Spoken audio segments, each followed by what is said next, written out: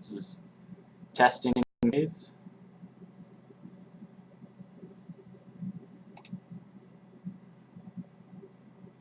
Everything going good? All hear and see me? Testing.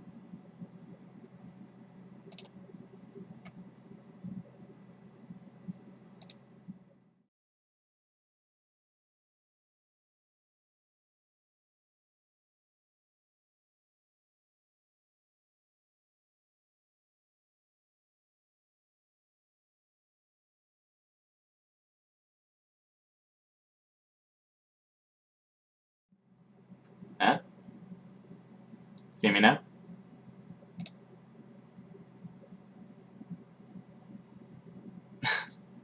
I'm receiving these messages slightly after.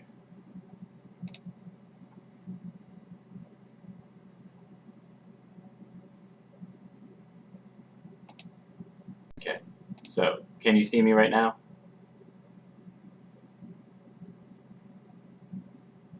Okay, good.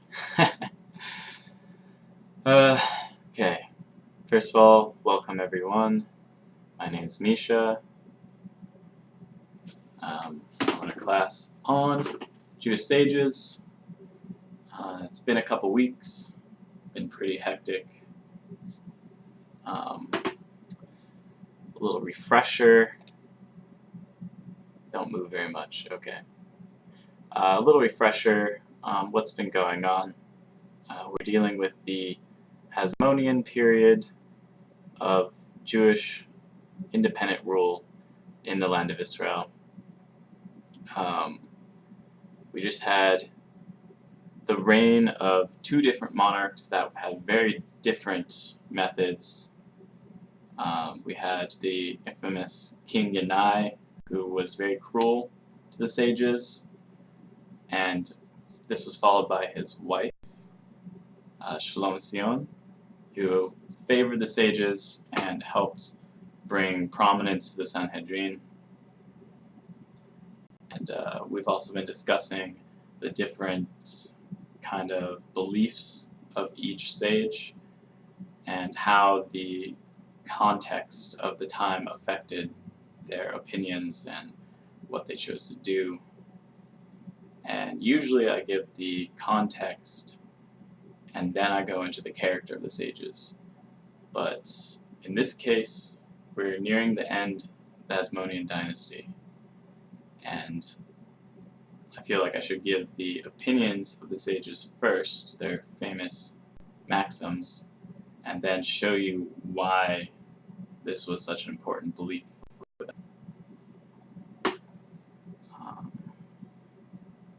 And again, if any of the guests who aren't logged in would like to, just type into the chat and you'll be prompted to log in or to create an account. And it'll help all of us interact with each other. Get my books going. Apologize too, I'm a little discombobulated this week, more than usual. So most of my things are in multiple areas rather than just one set of notes. I didn't always have access to the computer this week. So the next stages that we're dealing with, we're still in the period of the pairs, which means that they kind of co-rule the Sanhedrin, one acting essentially as the actual leader and one acting kind of similar to our vice president.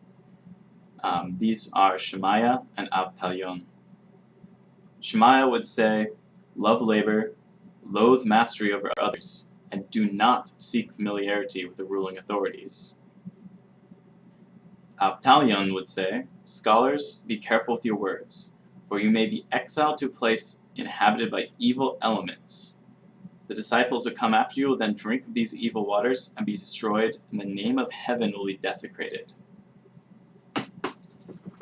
Now this is partly interesting because these are students of a leader who was actually very active in politics. Shemaiah was likely the student of Shimon ben Shetach, who, if you recall from last class, was either very good friends with the last queen or was possibly her brother. And he spent a lot of time involved with the Hasmonean court.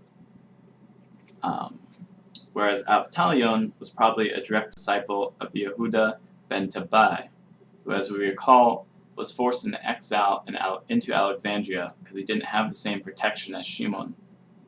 So when King Yai was going against his political enemies and he was killing people, he fled to Alexandria. And it's possible that Abtalion was also there in Alexandria with him.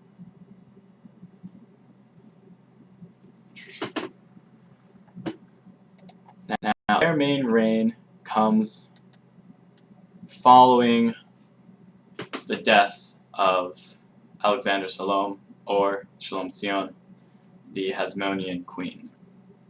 Now, her eldest son, Hyrcanus II, had been high priest during this time, but unlike the previous generations, was not permitted to also hold the kingship until she passed on. When she passed away in 67 BCE, she named Hyrcanus as her successor to the kingship. Now, he tended to be sympathetic to the Pharisees, which would be the sages, whereas his father had supported, for most of his life, the Sadducees. And his younger brother, Aristobulus II, was more of a Sadducean as well. In fact, Hyrcanus had only ruled for about 3 months when Aristobulus decided to rise up against his brother. They had a big battle, and it occurred in Jericho, but a lot of Hyrcanus' soldiers fled to Aristobulus' side, which forced Hyrcanus to flee into the citadel of Jerusalem. Unfortunately, when Aristobulus rolled up into Jerusalem and with his larger army captured the temple, Hyrcanus felt compelled to surrender. And he renounces the throne and the office of high priest, though Aristobulus gave him permission to enjoy the revenues of the high priesthood. So apparently Aristobulus is always showing that he's the stronger leader, though not necessarily the most spiritual, which is partly why Shemaiah is talking so much about not to be so familiar with the ruling authorities. We have seen several times now the ruling authorities don't actually tend to be the most moral, and to pick sides in such an important issue could lead to another massacre. I mean, they're only one generation away from when sages were killed by King Yanai. So this peace agreement, however, didn't seem to last. Hyrcanus was afraid that Aristobulus was planning to kill him. And also, Hyrcanus' main advisor was Antipater, the Idumean. Idumea is another name for Edom, which, as we recall, we had one of the previous Hasmonean kings conquered Edom and forcibly converted them all to Judaism. According to Josephus, Antipater was actually aiming to rule Judea through Hyrcanus, because Hyrcanus was a much weaker person than Aristobulus. He kind of would just do whatever Antipater suggested. So at his behest, Hyrcanus takes refuge with the king of the Nabateans. As we remember, also, the Nabateans were invaded by the Hasmonean kings, and many of their cities were now controlled by the Hasmoneans.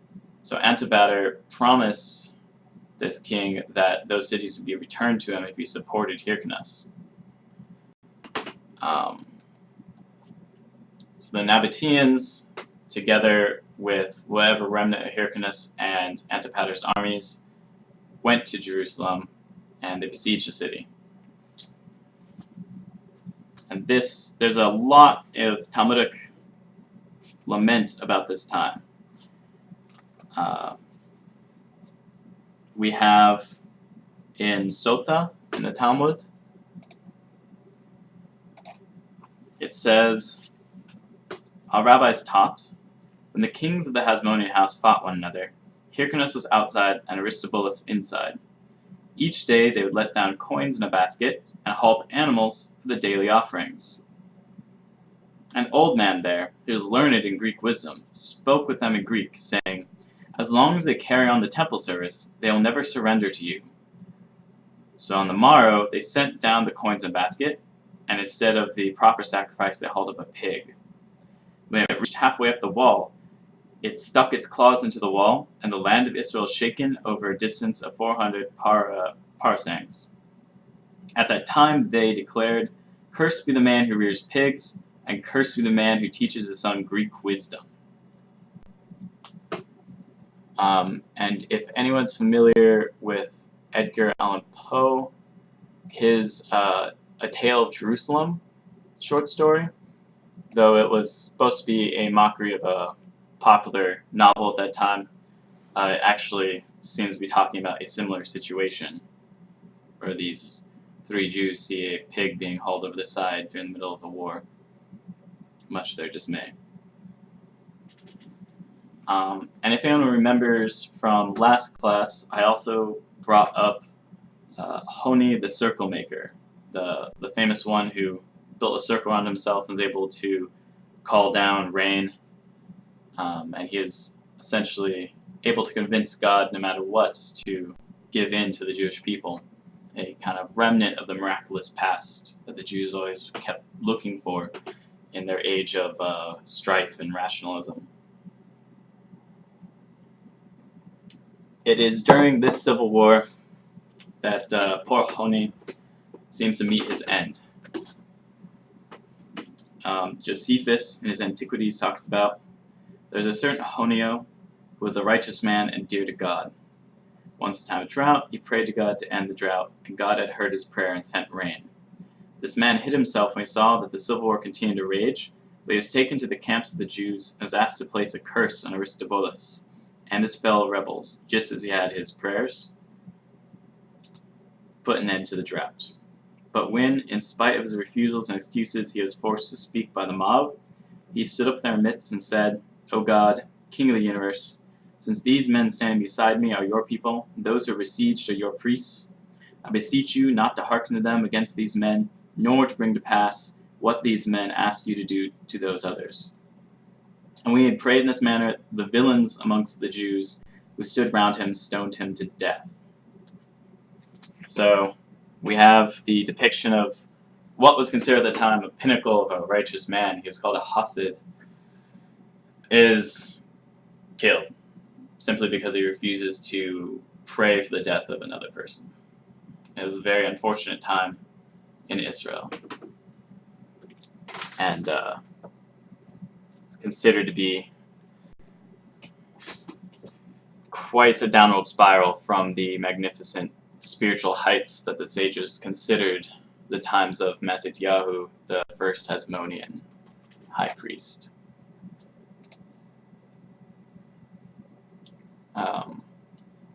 So during this civil war, in comes Rome, and Rome has pretty much stomped over the Middle East.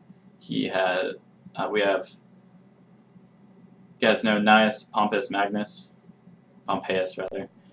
He has defeated the Seleucids, what little remnant of them there is, and Seleucid Syria is now his. And he sends a man named Scaurus to take possession. At this time, the Hasmoneans had become allies of the Romans, much to the dismay of the Parthian Persian Empire, who had been their previous ally. Both of the brothers warring sent gifts and attempted to move Rome onto their side. And Scaurus got a gift of 400 talents and decided from Aristobulus, and so he ordered the Nabatean king to withdraw his army. And the Nabateans did retreat. However, Aristobulus took this as an opportunity to also attack them.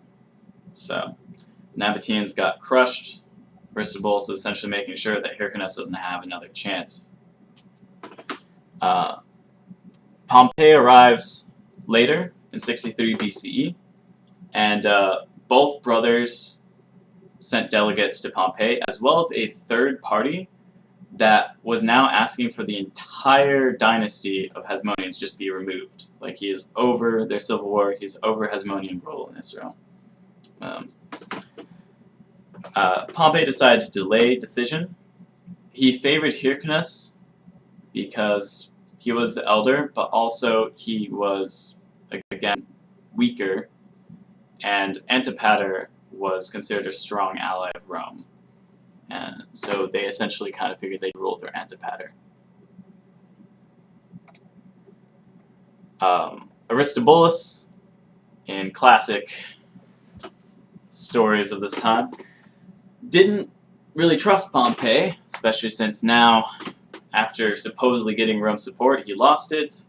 He entrenched himself in a fortified city, but the Romans brought their army over and he surrendered.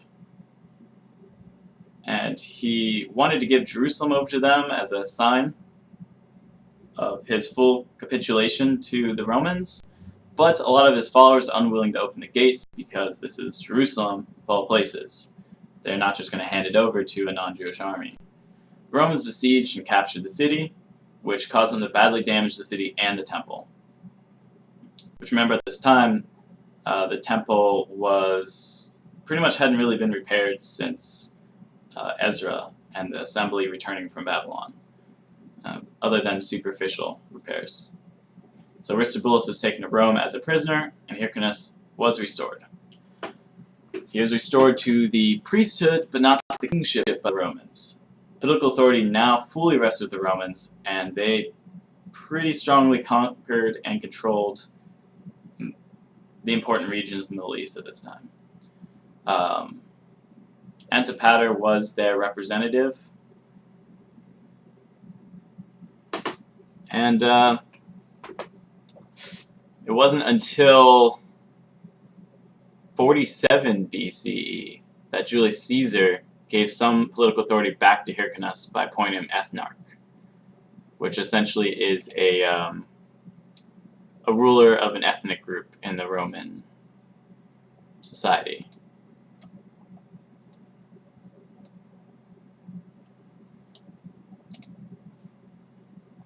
So we have here a lot of back and forth. Rome's now come into power, and more or less Jewish autonomy has been lost.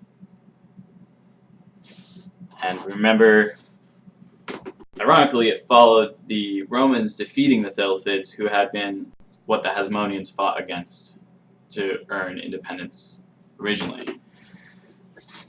And in classic history, infighting led to the downfall.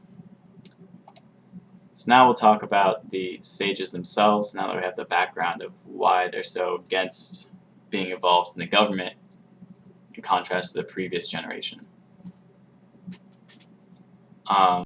There's tradition that Shemaiah and Absalom were both converts to Judaism, and in turn, they're descendants of the king of Assyria, who forever ago had destroyed the northern kingdom of Israel. That's quite a lineage to claim from. However, there's a scholar named Grates who claims that neither Shemaiah nor Absalom were of Gentile descent, but they were Alexandrians. And as you see earlier when I was referring to the statements against Greek wisdom, Alexandria was considered a hub of Greek culture. And those who lived in Alexandria or were from Alexandria during this time of heightened nationalism in the land of Israel were considered to be almost not as Jewish and of questionable ancestry. And if not of questionable ancestry, then questionable like theological roots in Judaism. Like it was corrupted by the Greek wisdom, and they were almost more Greek in the way they thought than Jewish. Um,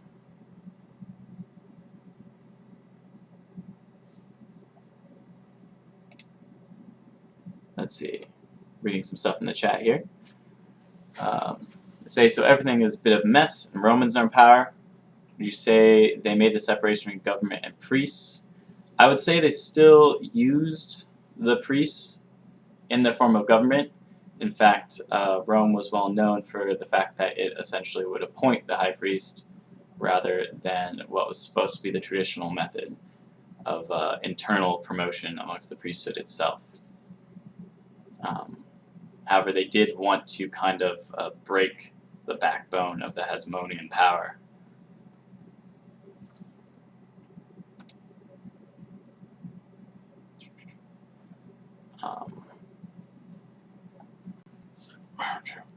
Sorry, I gotta check something here.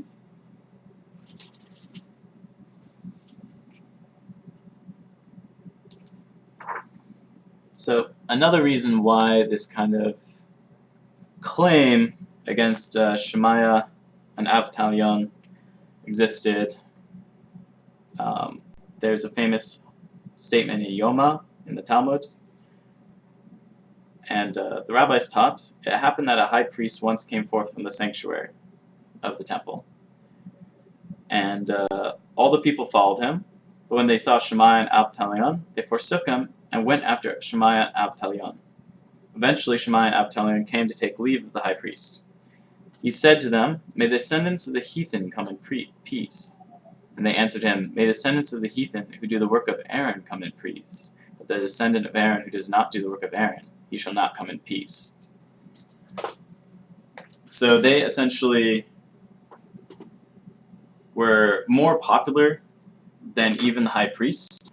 I guess the people themselves really appreciated those who stayed out of this civil war and didn't switch sides and weren't picking who was going to be the lesser of two evils. They simply supported the people and the continuance of the Jewish legal system, the Sanhedrin, which put them at odds with the ruling powers. And so this may have been, not that they were true converts, but that to question someone's lineage was a very common thing to do in those days when you didn't really support what they were backing.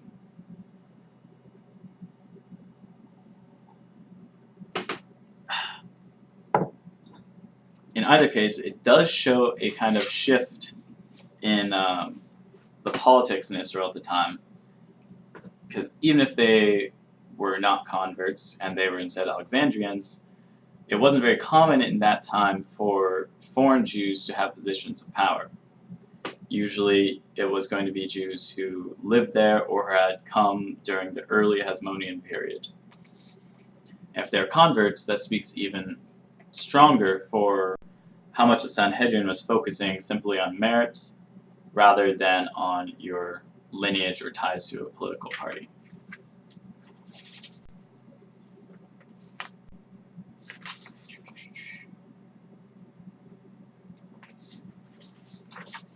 Let's see.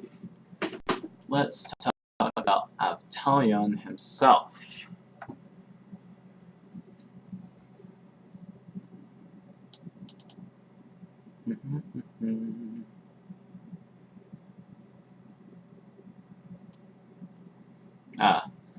So let's go a little further along in the Civil War story then. So we have in 40 BCE, Aristobulus' son, Antigonus, aligned himself with the Parthians, who, as we recall, kind of been scorned by the Hasmoneans and tend to be at odds with the Romans, and proclaimed himself king and high priest, again combining the classic Hasmonean duo.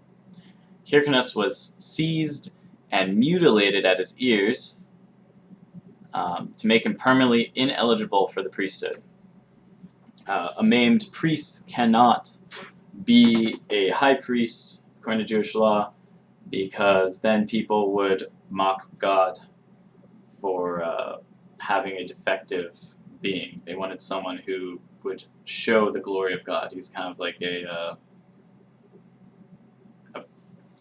I don't want to say a physical manifestation of the perfection of God, but he's supposed to represent at least a concept of that perfection. According to Josephus, Antigonus bit his uncle's ears off, though I truly hope that's an exaggeration. Josephus isn't always 100% the most accurate.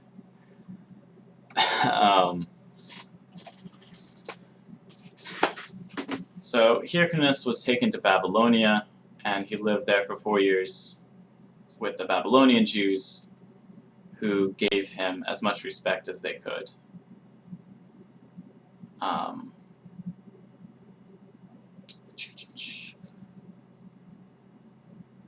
Let's see. And then, so he also, when he came into power, he killed the Antipater's son, Phasael, who was governor of Judea, and Herod, who was another one of Antipater's sons, fled to Rome during this time. So Antigonus temporarily regained Jewish independence of the region, but not for very long. 4 years later, Herod comes back with Roman support. He's named King of Judea. And the Romans assisted him because with Antigonus siding with the Parthians, it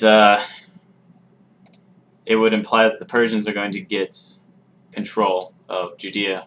And if there's one thing Romans don't like, it's someone taking what they rightfully took themselves. So we pretty much have the end of the Hasmonean dynasty, and we come into the Herodian dynasty. Though I will hold off on a full discussion of Herod until the next class, because he is more of the next sage's generation, and also he's a very complex and nuanced character who takes a little bit of further insight.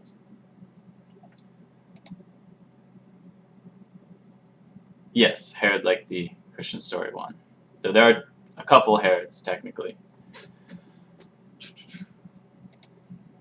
Now, so it's very interesting because most of the time I've been focusing on the idea that these two sages stayed away from political conflict. But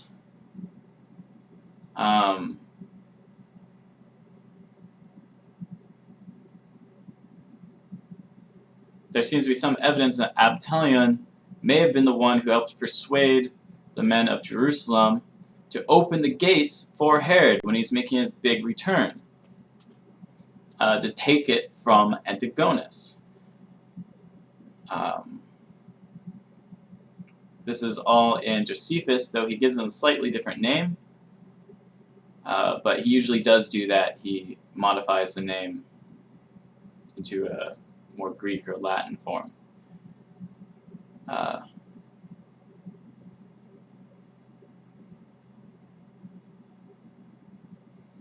So it seems that they are still willing to make decisions which I thought would be politically better for the Jewish climate. And apparently they viewed Herod, who is actually of Edomite descent and even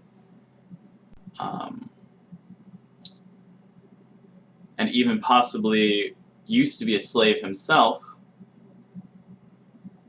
they're still willing to give the city over to him rather than to continue to let a kind of insane Hasmonean rule over them. Though I don't know if they came to regret this later or not. That's beyond our scope at the moment.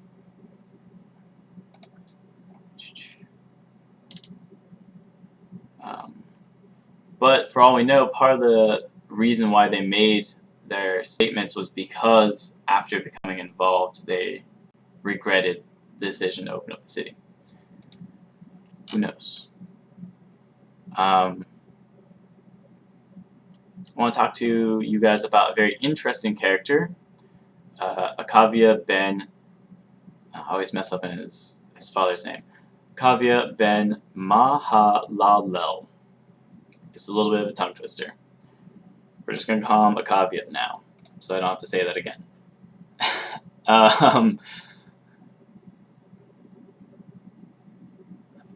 He was around in Shemaiah and Avtalion's lifetime.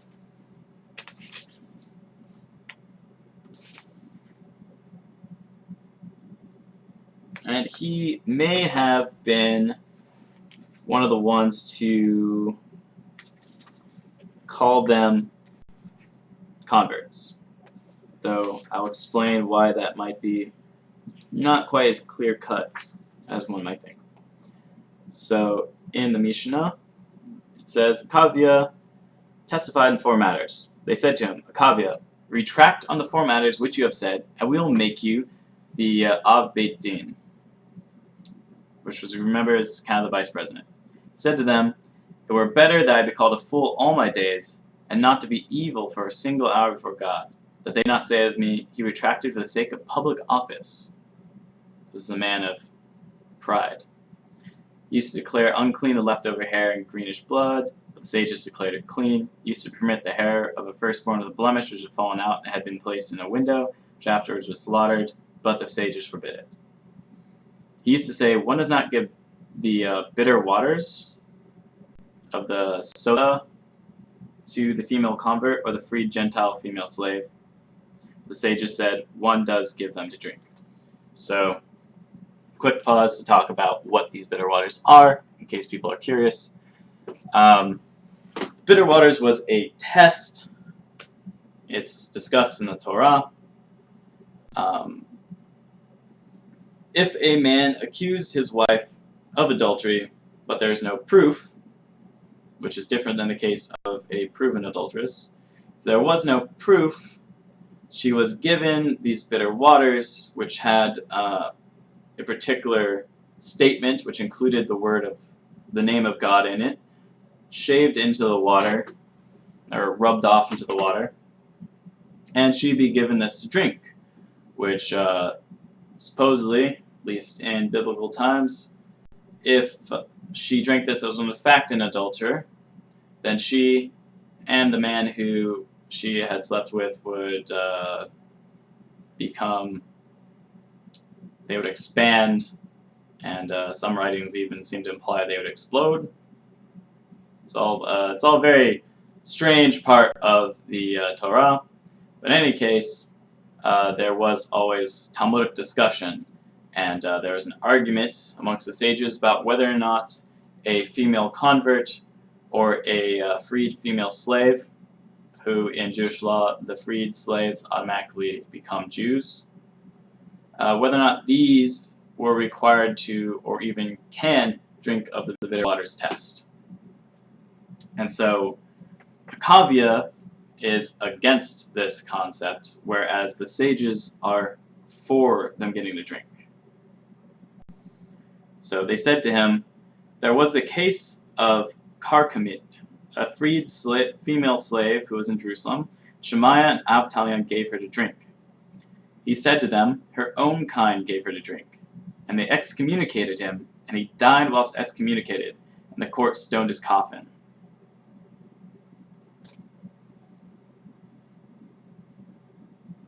So, very extreme response to his belief. Now, the thing is, a lot of people use this Mishnah as proof that Shemaiah and Avtalion were converts. For he seems to be implying that just like she was a convert, though, and so were they, and that's why they gave her the waters to drink. And then the sages were offended by his claim, and so they excommunicated him, so on and so forth. However, the actual words in the Talmud can be construed to either mean like themselves they gave to drink, or it could also be construed to mean they gave her a sham to drink. So it's not necessarily full proof. Cam fell asleep, okay. So it's not necessarily full proof that they are converts themselves.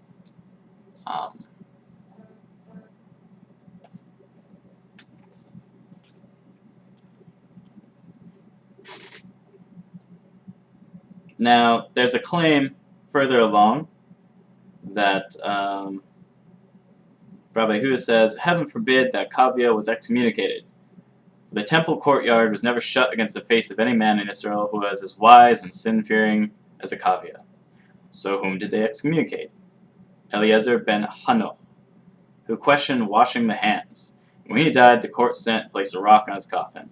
The teachers whoever is excommunicated and dies whilst excommunicated, they stone his coffin." So they apparently derived a ruling from this.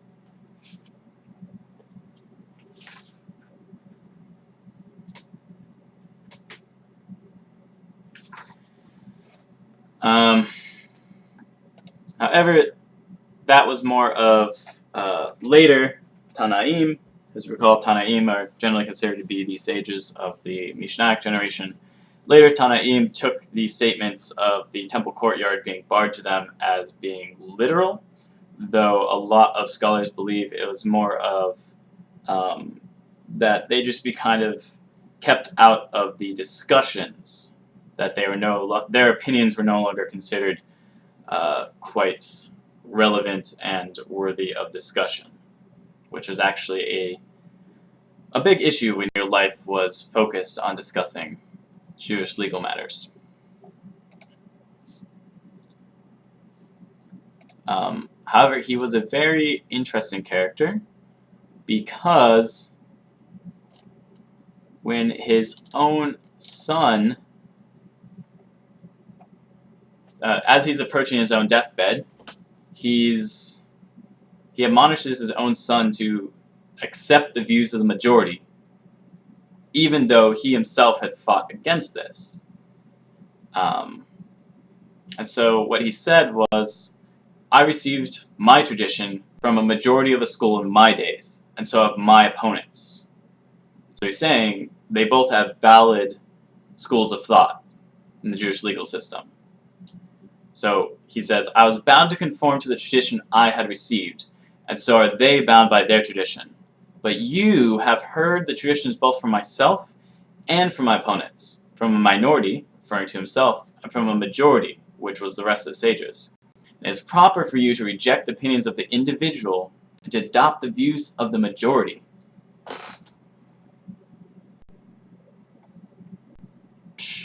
So, very interesting character.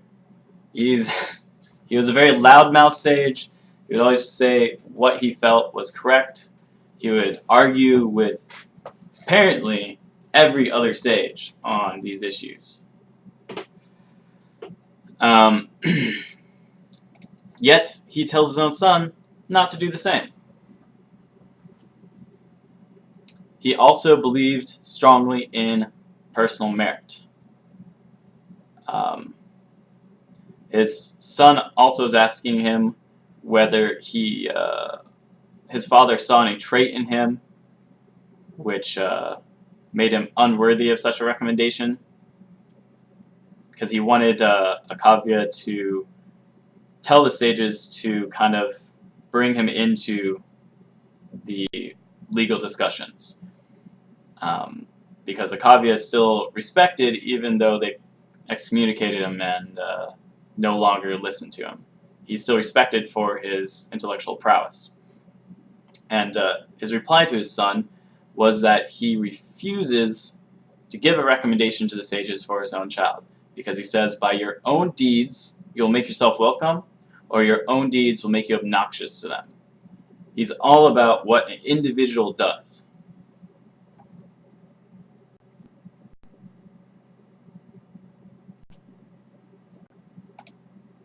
And he carries this concept on even into the afterlife, because he says, "Remember from where you have come, where you go, and before whom you must be prepared to render an account of your doings," referring to the heavenly judge. So it's very, very interesting character. One of my favorites, actually, in the Talmudic literature.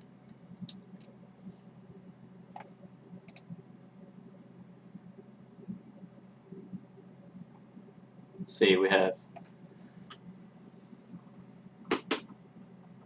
David saying, "I think I would like this guy. Sounds like me." And Shlomo, who I'm told is Troy. They're all interesting characters. Very true. Though this is also one of the first that we get to see a little bit more of his personal life. It's a kind of setup for how do you spell his name. Usually in transliterations they spell it Akavia or Akabia, and then Ben, B-E-N, and then his father's name was Mahallalel. The ultimate tongue twister. As a little bit of a setup for next class, I'm going to focus on the very famous Hillel and Shammai. They're going to be the ones receiving the mantle from Shammai and Avtalion. Which means I have to bring up this shift that's occurring even in Israel. I discussed before that there's a major difference in the thought process of the Jerusalem Talmud and the Babylonian Talmud. With the Jerusalem Talmud focusing more on what the Jews in Israel liked, which was to receive tradition and build onto that, but mostly quote your teacher. And if you can't find a quote or learning about a situation, only then do you kind of consult and try to rule by precedent. Whereas in Babylon and evidently Alexandria, you have more of this concept of individual self-worth, that you can reach the same conclusions as what your teacher did, but you should also focus on personally being able to read the materials and know previous rulings and still reach your own ruling on the matter, even if it goes against the majority and isn't accepted. Your personal wit and technique is what is admired in Alexandria and Babylon, which, if it is true that Maya and Avtalion came from Alexandria, then it also helps explain some of the issues that the native Jews were having with them, and why their technique was so crass to these people. Hillel was also well known for this technique, and there's in fact an argument between whether he came from Babylon or from Alexandria. Whereas the main debates that Hillel and Shammai had, Shammai was obsessed with what traditions he received, and he thought it rather improper to use your intellect to reach conclusions when your teachers, who in his mind were much wiser, already had reached them.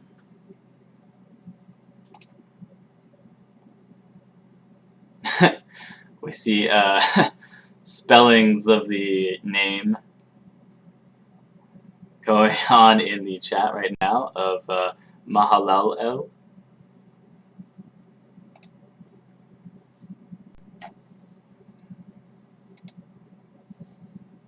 Let's see, anything I'm forgetting? Like I said, my notes are kind of spread out right now. Do we have any questions about these people? About the conflict, both between various opinions of how the legal system should work in the Sanhedrin, or between the brothers, Rome's position in all of this?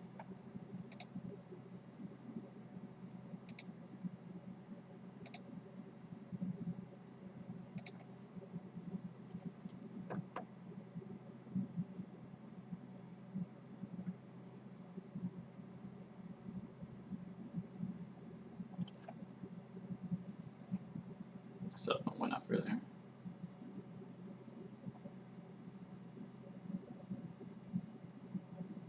No, Cam's asleep yet. Sorry, I just now got your text, Adi. I mean, I got it earlier, but I was so busy discussing.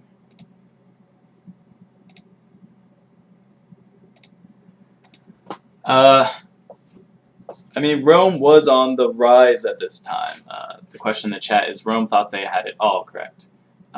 Technically, they still had enemies. I mean, they were still dealing with the Persians, which is in fact why they're so against Aristobulus coming and kicking Hyrcanus out.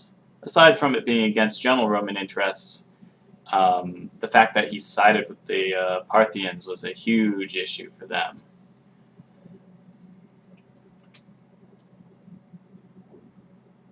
It says, just trying to control the crowd and taking money. Yes, for Rome to become dominant, Judea, Nabatea, Egypt, these are all important trade routes more than anything else. Today we're very disconnected from how we get food and materials. So you have to understand that for Rome, their spices are coming out of Nabatea, because Nabatea trades all the way down into Arabia proper. As the Nabateans themselves probably originally were a wandering tribe that moved into the areas that are now Petra and Jordan was part of ancient Nabatea. Egypt provided a lot of the grain for Rome. So control of this area was vital to the expanding population of Rome. It's kind of like how today countries will discuss whether or not a war on the other side of the world is going to affect their economy. Except for it was a lot more direct in those days, and that if you wanted to control it, you might as well just take it, and if you're the biggest guy on the block, no one can tell you no. Today, in some ways, we are almost more moral than the past, contrary to what some people like to say, that they wish they lived in some distant past where things were somehow magically better. As you guys can see, the Hasmonean period was anything but idyllic for the Jewish people, despite it being self-rule and having thrown off the boot of Seleucid oppression.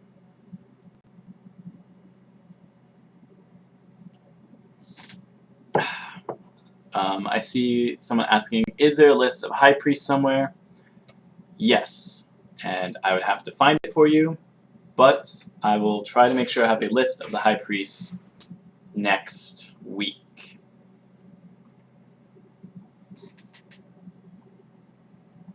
Any other questions from people?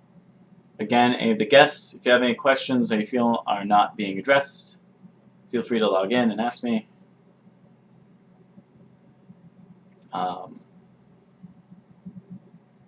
Is that you, Jorge, the samurai? If you missed part of the session, is there anything that you want me to go back over?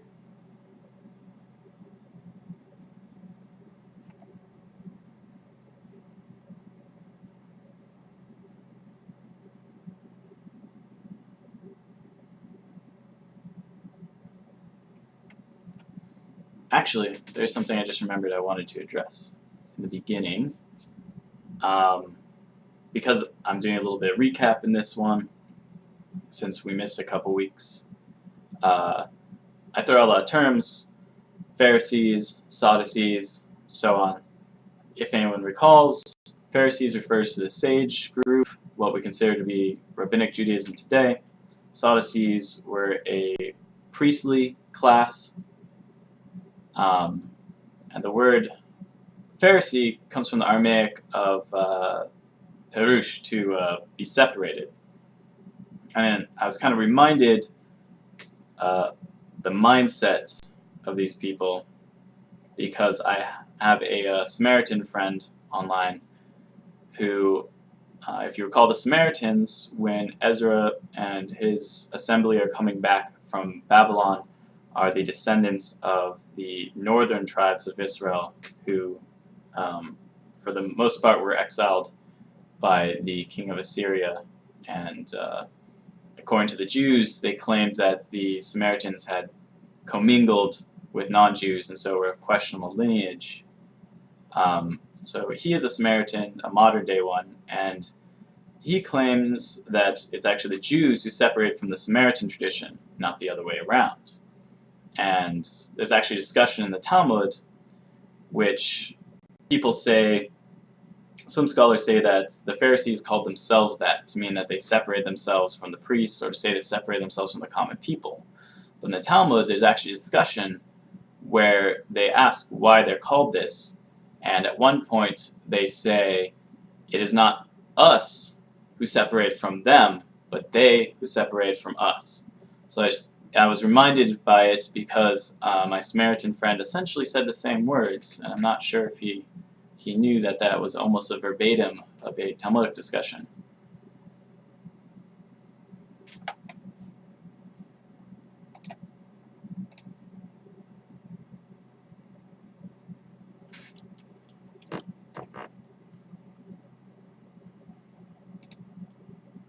Let's see. He's saying, so this will be on YouTube in a few days, apparently. Oh, I'm glad you guys liked it. Everyone's saying it's awesome. I'm thinking. Sorry, it's a little bit scatterbrained compared to some of my past ones. Like I said, my notes were a little bit everywhere. If you enjoyed this and you would like to see more classes like this or our Torah discussions or other such, there is a donation button up near the OneShul name. Please donate. It helps us run all of this great classes. Any amount really helps. You don't have to be a big spender. And I believe coming up next is a Torah talk with Hannah. Yes? Yeah, I think so. That's what it seems to say down here. So be sure to stick around for that. I can't promise that any of the biblical texts are any less violent, but hopefully they'll be inspiring at least.